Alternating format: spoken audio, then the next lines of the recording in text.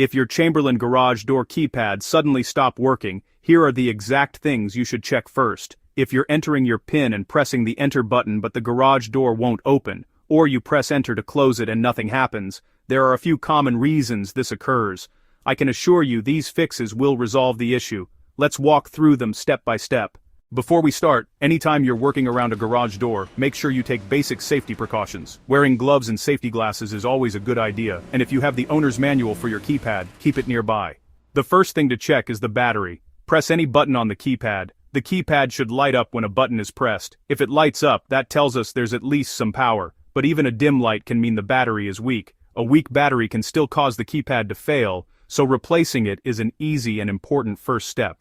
At the bottom of the keypad, you'll find the battery cover. Apply gentle pressure and slide the cover downward to remove it. Inside, you'll see a 9-volt battery. Replace it with a fresh one and make sure it's seated properly. To reinstall the cover, line it up and gently push upward until it clicks fully into place. Tip: avoid using a screwdriver if possible. Metal tools can damage the plastic housing if you're not careful. Next, check if all the buttons are working. Press each number one at a time and watch for the keypad light to turn on. If one specific button doesn't light up, that button may be faulty. If your PIN uses that number, the keypad won't work. At this point, you can either change your PIN to avoid that button or replace the keypad. If none of the buttons light up, even with a new battery, that's a strong sign the keypad has failed. If the battery is new and the keypad still doesn't respond, replacement is usually the solution.